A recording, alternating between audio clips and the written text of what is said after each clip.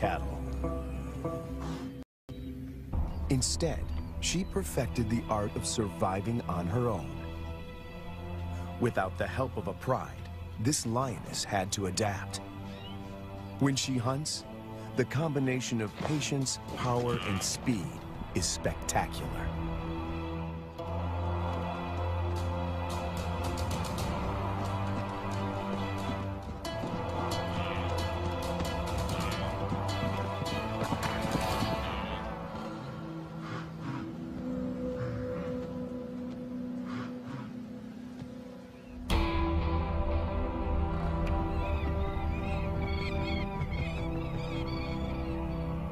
This female is about 6 years old when she steps into the viewfinder of Herbert Brouwer, a wildlife cameraman.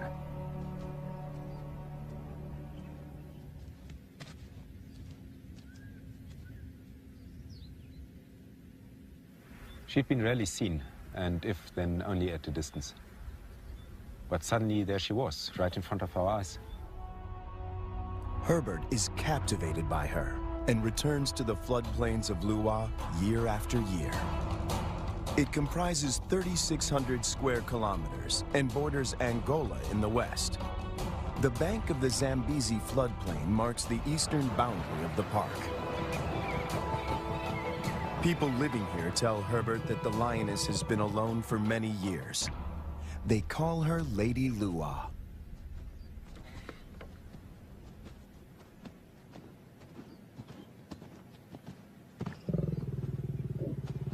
When she rolls for him, a bond develops between them that will have far-reaching consequences. There was one thing, though, that she could not overcome, and that was her isolation. It took me 3 years of filming here on the plains, though, to understand how lonely she really was. At night, she follows Herbert into his camp.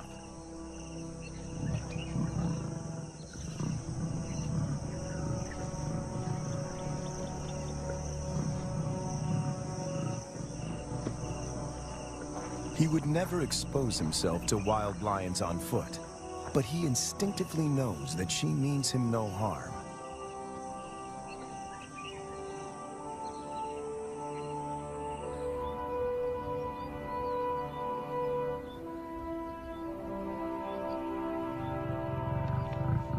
It is true that female lions can survive on their own, but they only thrive as members in a pride.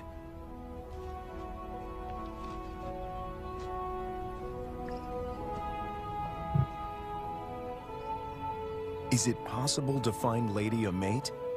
And could they produce cubs and form a new pride? These are the burning questions facing Herbert and experts at African parks.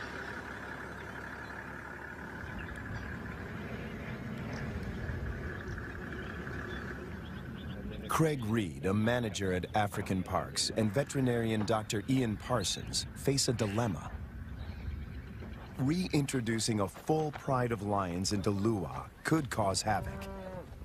If one cow is killed or one person attacked, the local population would be up in arms. If they find her a mate, she will hopefully teach him and their cubs to stay away from cattle and people. The project is even more viable if she can transfer her impressive hunting skills. It takes 4 years of detailed planning to get the project off the ground. Lady is now collared to keep track of her movement. The average age of a lion in the wild is 16. She has about 6 years to produce a litter.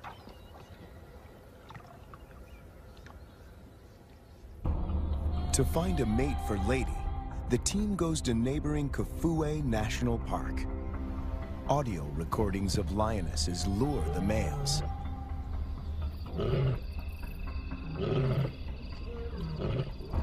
Wildlife vet Dr. Ian Parsons darts 2 males. As a coalition, they stand a better chance to survive the trauma of a translocation. The big question on everyone's mind is whether these two males will bond with Lady. If they do bond with her, she might be able to teach them how to keep a low profile and avoid the villages.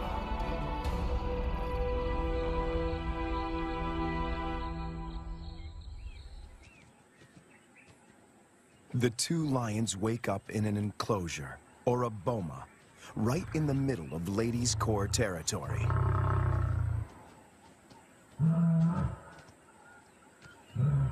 One of the males is 3 years old, the other a bit younger. Lady is almost 8 years their senior. The age gap is intentional. Older lions might not submit to Lady's authority. Hopefully, these youngsters will.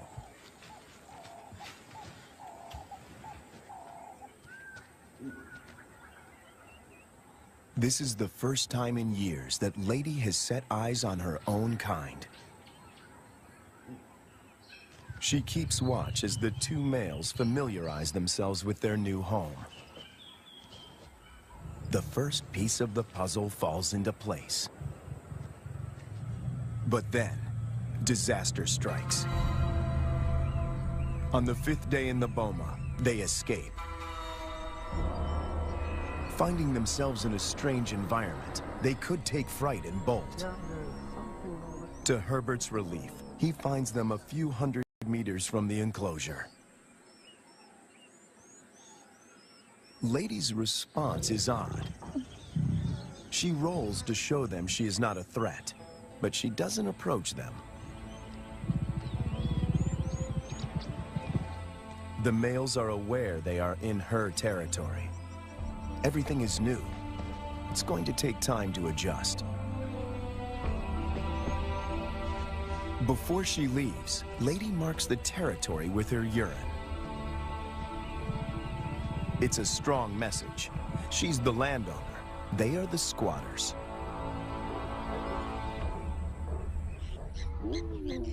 And then she leaves them. The presence of two new lions in Lua has a huge impact on the local residents. It's not only villagers that are now at risk. The arrival of the two lions jeopardizes the hyena's position of power.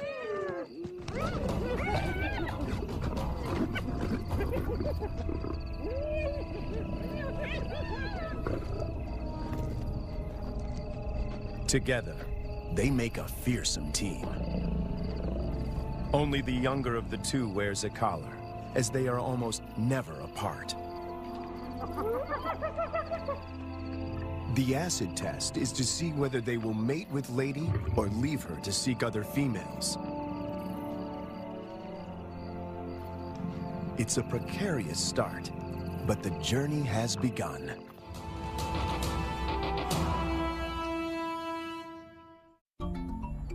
Almost 3 years go by without incident.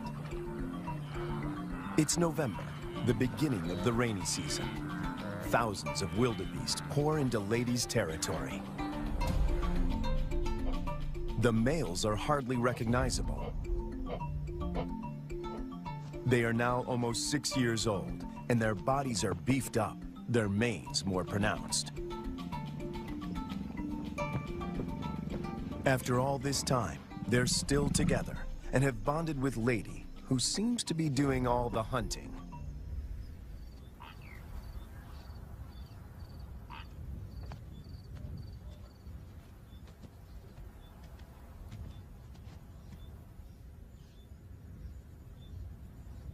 She targets wildebeest, almost twice her size.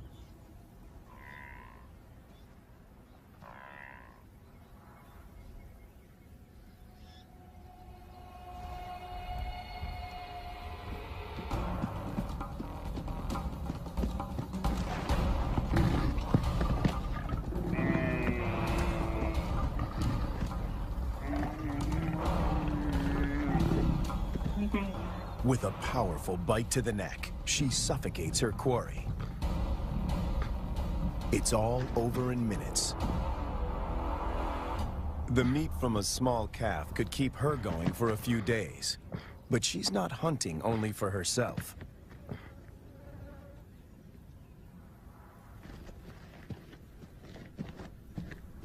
As the most experienced hunter in this trio, she is happy to share her kill.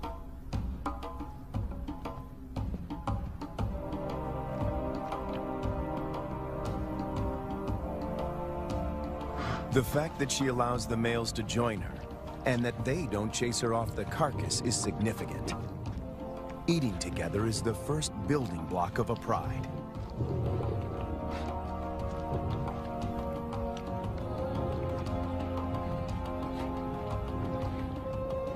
Her reward is companionship. The males get the lion's share of her kill. They gorge themselves and can eat up to a quarter of their own weight in one sitting.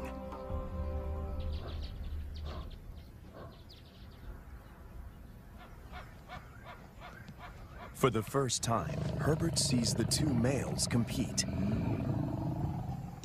It is the younger of the two brothers that emerges as the dominant male.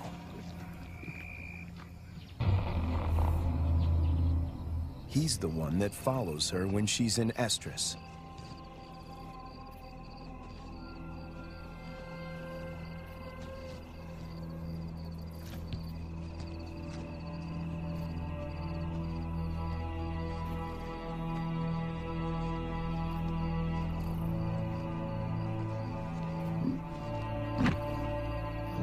He grimaces, curling back his lips to expose an organ in the back of his mouth that picks up faint chemical pheromones. He can smell that she's in heat.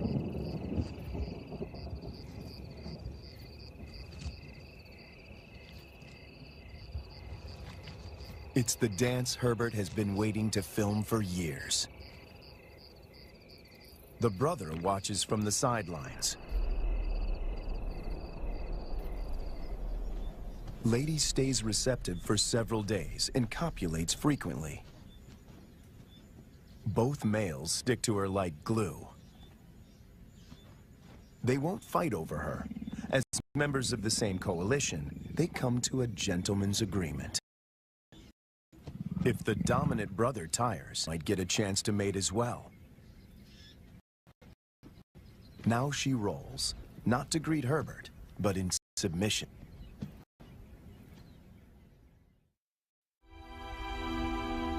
When Herbert returns a year later, there are still no cubs. It's a huge disappointment. Lady is now almost 13 years old, and Herbert and the team must consider the possibility that she is infertile.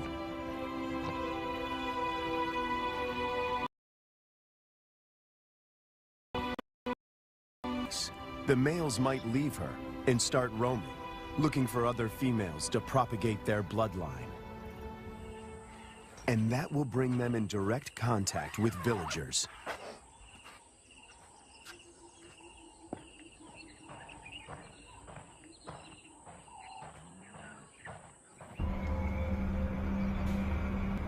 The team decides to import 2 young females. And that takes them back to Kafue.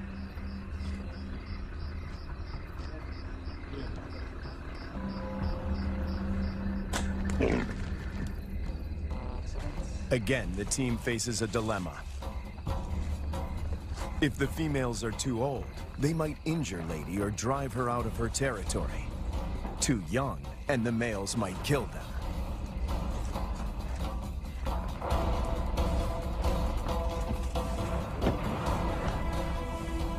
Dr. Ian Parsons oversees the translocation.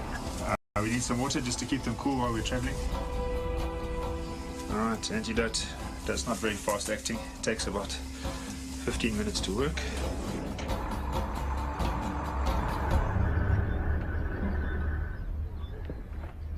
Tranquilized and blindfolded, the 2 females begin their journey to Lua.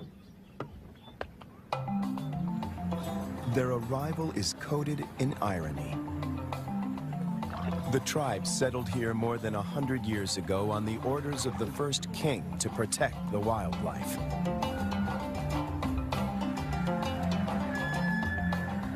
But many of them have never seen a lion.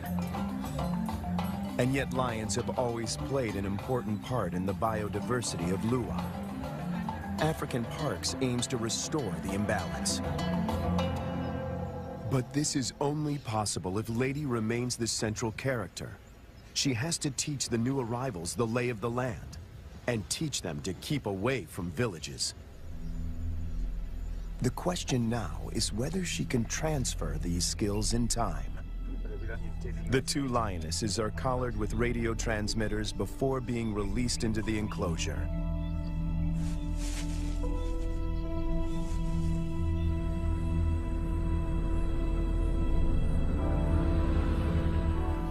Lady's world is about to be turned upside down once again. To Herbert, she seems sad and confused. She turns her back on the boma and heads north.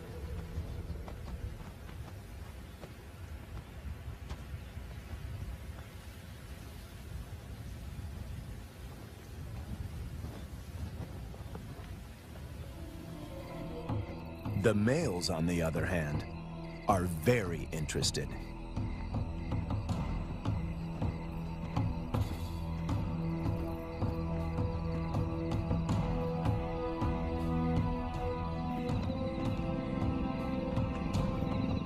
These two lionesses are barely 20 months old and still cub-like.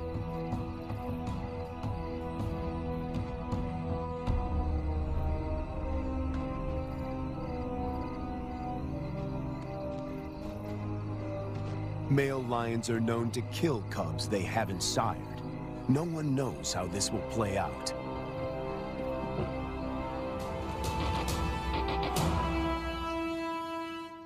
After 3 days, Lady makes a U-turn and returns to the fenced-off boma.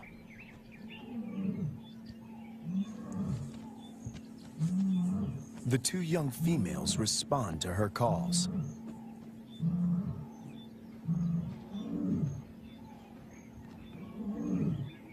The connection between Lady and the cubs is immediate. She engages.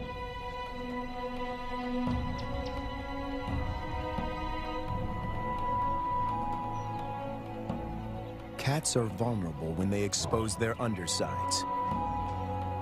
When they roll, they express submissiveness.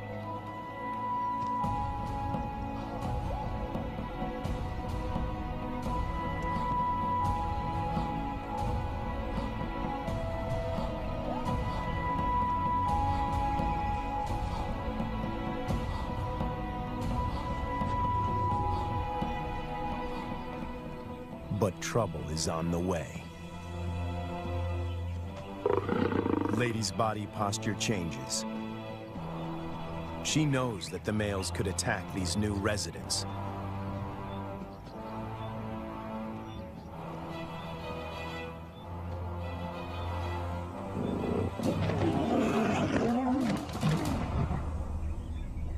Ears back, every muscle contracted.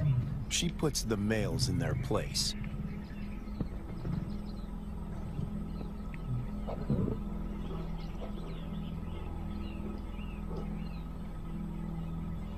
Four cats now crowd her space, after years of solitude.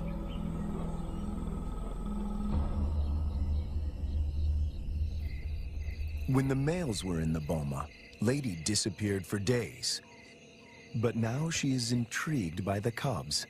She keeps constant vigil. The electrical current that runs through the fence is non-lethal, but does give a sharp jolt. Lady is clever. She discovers a broken wire and tries to gain access where the circuit is breached.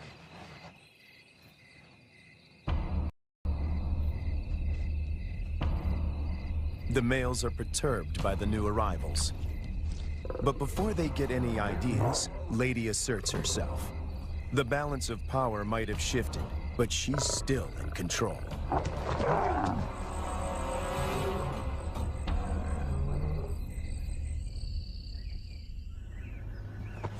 After 5 weeks in the boma, the team feels the young females are ready to be released. Not sure how the males will react, they lure them away with a fresh carcass.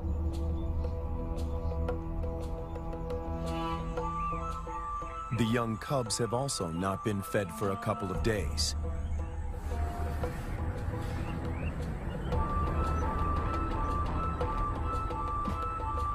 When the gates open, a new chapter begins.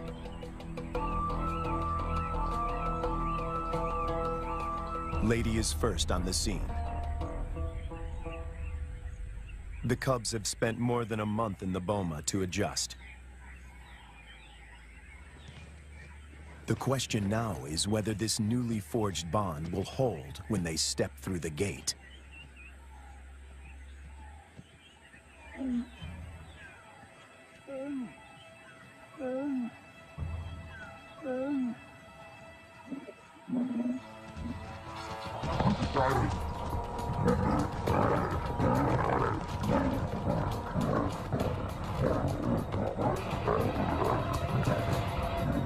The first encounter turns into a catfight. But it is more show than anything else. If Lady wants to kill these cubs, she can do so in the blink of an eye.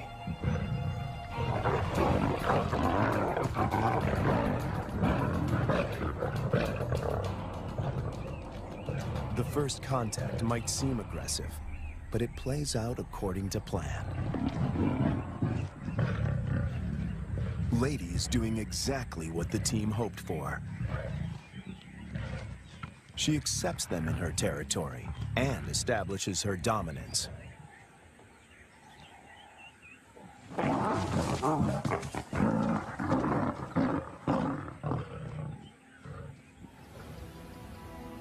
The landscape of Lua now looks very different from the days when Lady followed Herbert to his camp.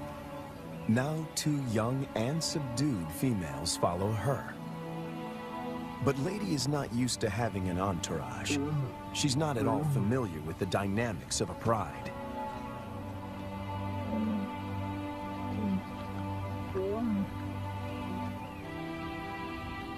Now that she has her freedom back, she does the unexpected. She abandons them.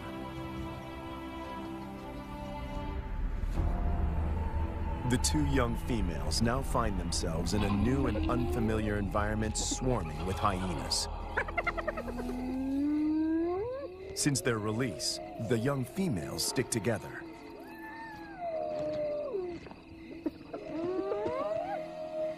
But their lives are in real jeopardy.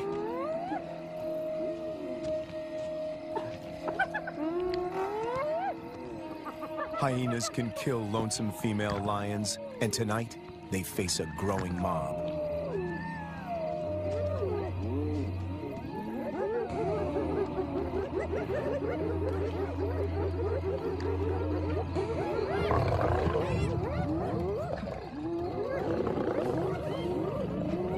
In no time, the newcomers are surrounded by a hungry and ferocious clan.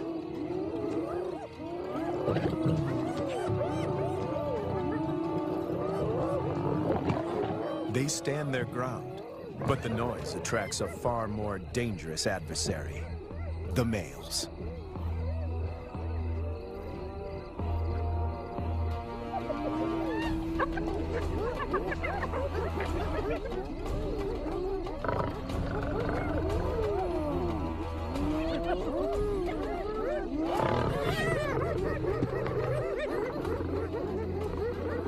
The 2 brothers have finally tracked down the youngsters in the wild, and Lady is nowhere in sight to protect them.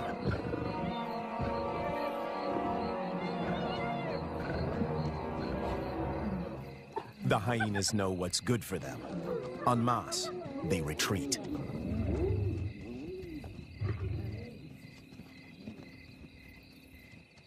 This is their first encounter with the males outside the boma.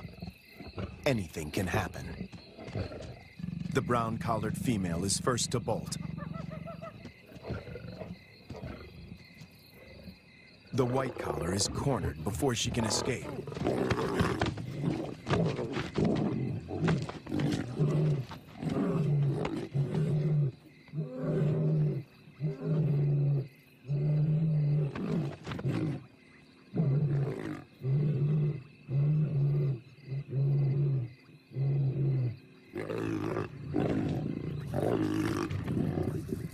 2 against 1. The odds are not in her favor. But her assertiveness could be her saving grace.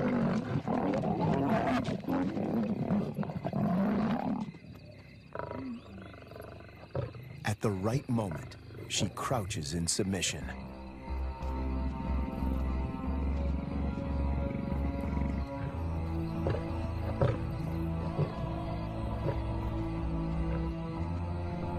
The encounter with the males is a frightening experience for both young females.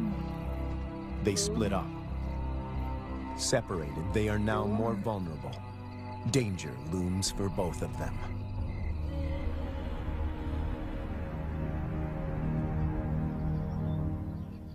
The team manages to track down the females, and they are reunited.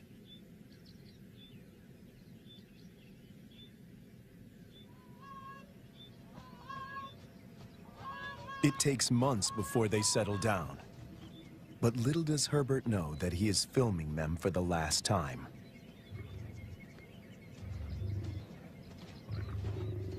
The next day, the brown collar is gone.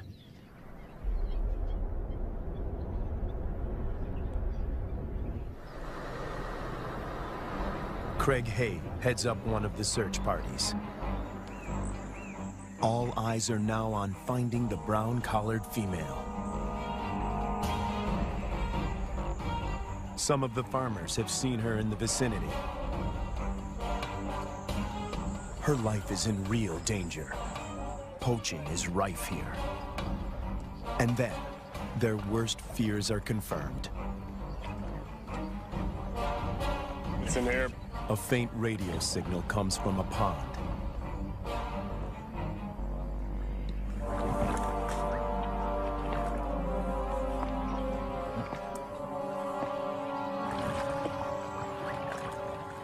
Guys, I got it.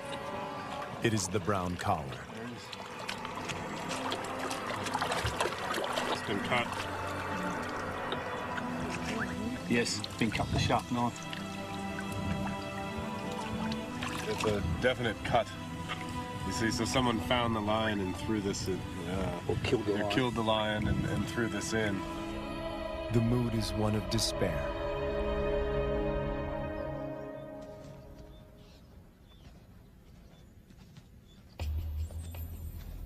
To complicate matters, the female in the white collar turns away from Ladies' Corps territory and begins walking in a northwesterly direction towards Angola.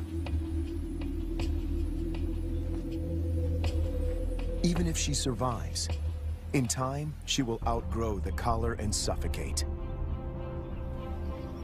The dream to establish a pride in Lua begins to unravel.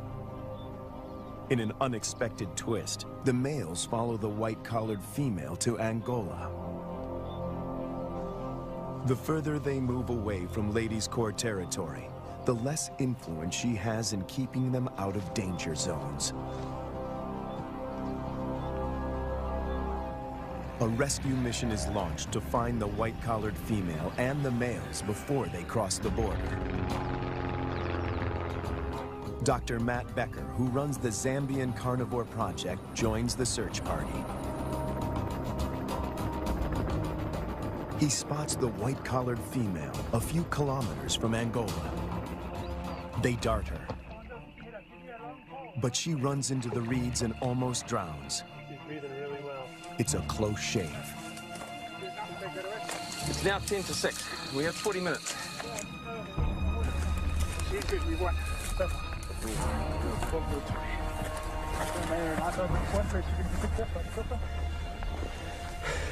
Let's make sure it doesn't hit her nose. It's going to be windy. The rescue mission is tricky. The small helicopter can barely lift her, and the ground team must help before the pilot manages to get his precious cargo airborne.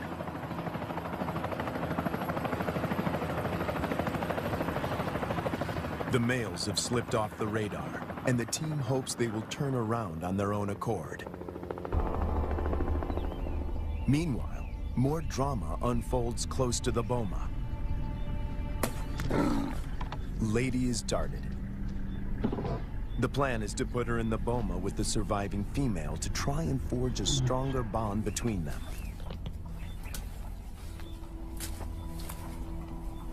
It is the most difficult decision the team has had to make until now. Lady has never been deprived of her freedom. She gets a quick medical checkup and a new collar. The young female, tranquilized, is already in the boma.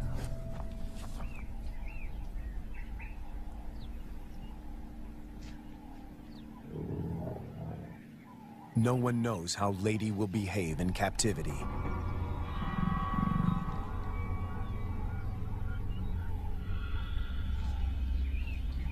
Locked up and frustrated, she could turn violent and kill the youngster.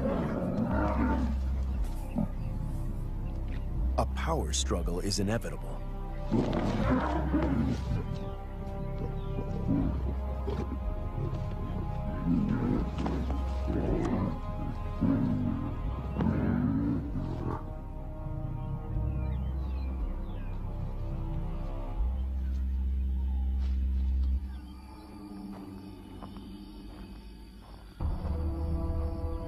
More bad news.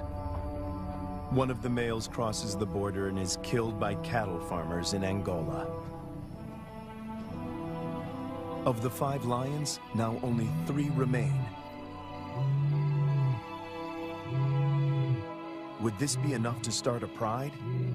No one knows for sure. Lady, when she recovers from the anesthetic, is extremely agitated. She is on the wrong side of the fence and she can't dig her way out.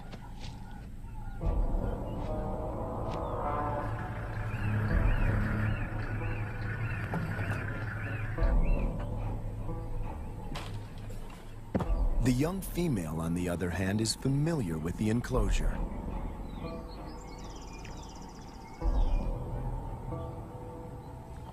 This puts her in a strong position to assert power and seize authority.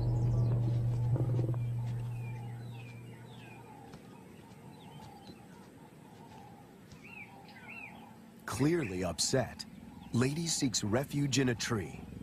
Herbert thinks this elevated position is her attempt to retain control.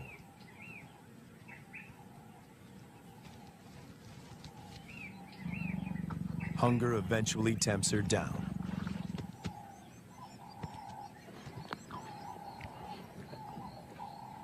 For Herbert, it's difficult to watch. This is a situation which I never thought would happen, is that Lady would need to be put into the boma. Now, she's been roaming free for all her life, which is probably about 13 years, 14 years, and now she needs to be locked away. It's good, Lady. The tree becomes a central prop in this battle of wits between these 2 cats.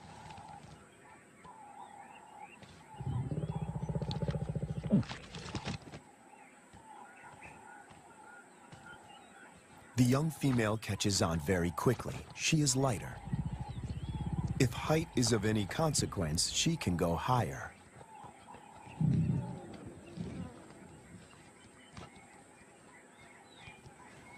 From her elevated position, the young female spots the surviving lion.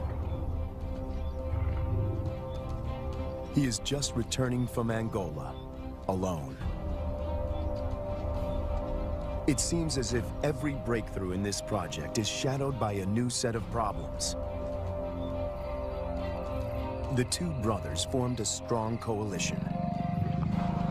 They made this territory their own and for 4 years managed to stay out of trouble with the villagers. The hope of establishing a new generation of lions now resides with the survivor.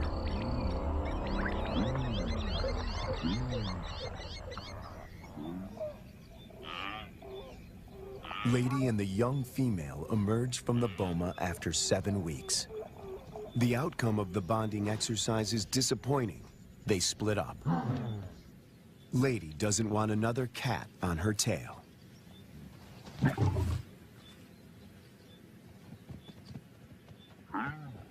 But the time in the boma did benefit the young female. It gave her time to mature. She doesn't see the male as a threat anymore.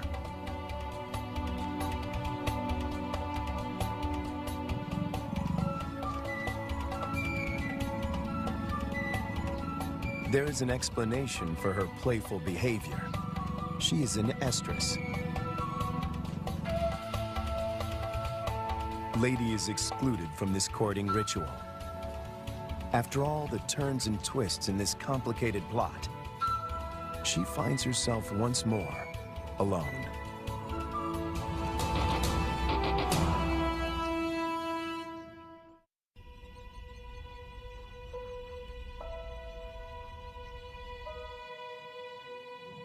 After hunting alone, the young lioness returns to the male.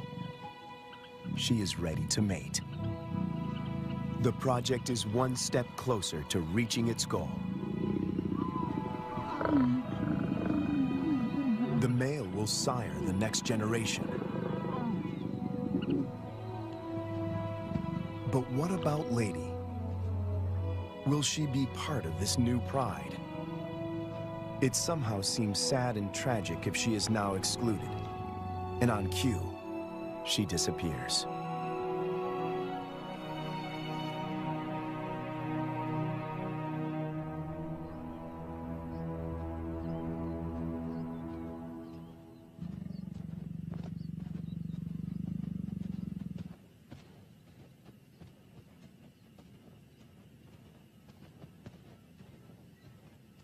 The male now follows the young female when she hunts. To feed both of them, she must target bigger prey.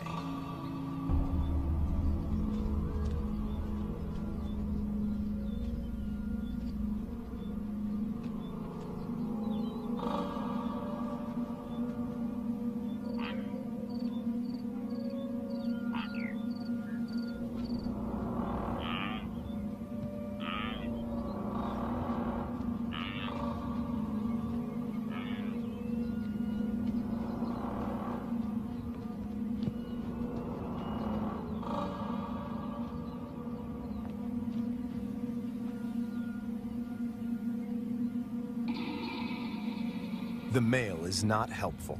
His overeagerness spoils the hunt.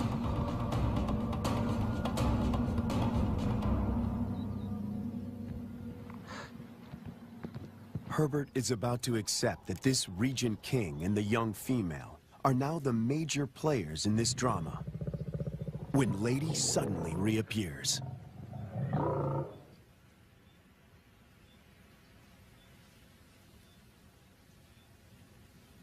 The young female watches the reunion from a distance. Over many years, Herbert and Lady somehow learn to recognize and respect each other's intentions.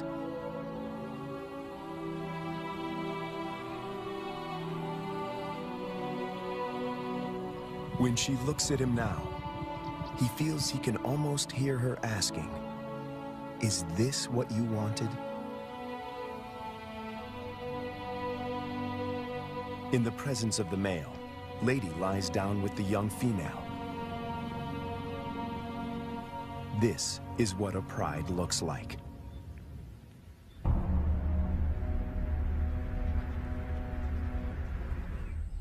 After so many years, all the effort and energy that went into this project seemed to pay off.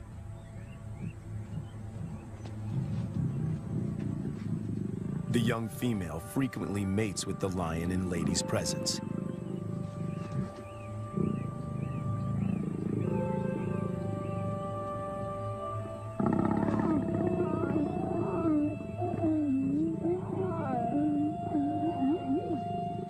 Females are the cornerstone of prides. They form strong bonds and hunt together.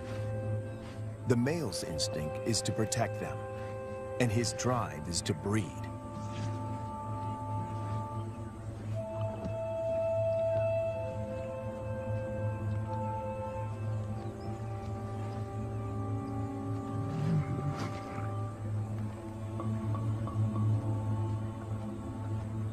But a female in estrus that leads to mating is not a guarantee that this new pride is stable and secure.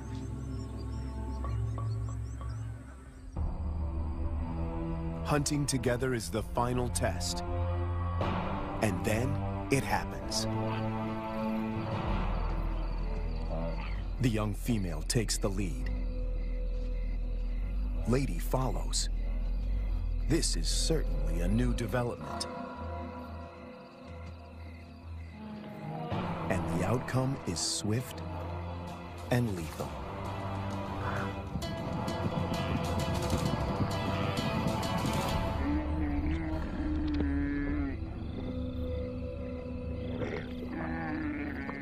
In all his years at Lua, this is the first time that Herbert films Lady not hunting on her own.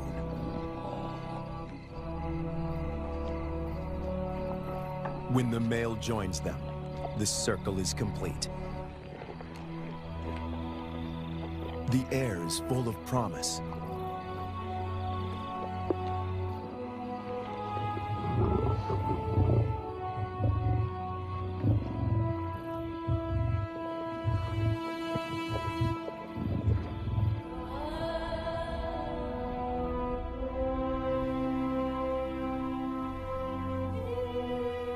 Lady remains the central force and protector of this new pride.